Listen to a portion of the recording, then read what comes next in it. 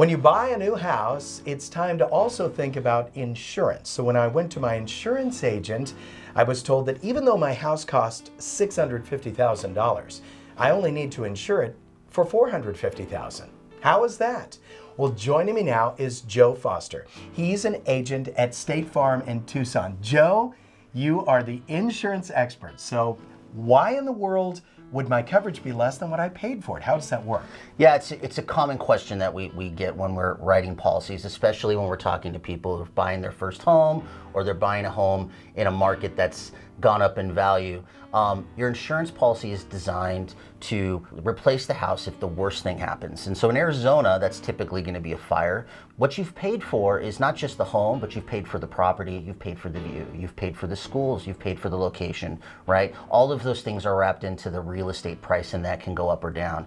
But the replacement cost of the home is based on calculations done by the insurance agency, and it's something that we do in the office.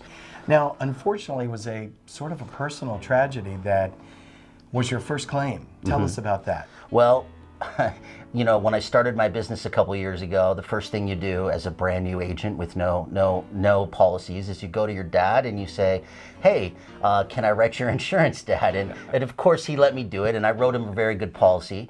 And then 3 months later, he called me, and he said the house was on fire. Oh. And you could hear in his voice that he wasn't joking. This was really happening.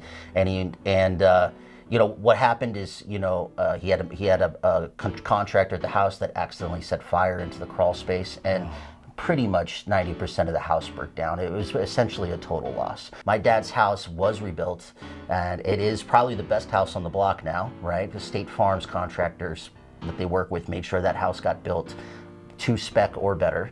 My dad had plenty of money in his policy to replace the house and to replace all of his personal items. One last question, Joe.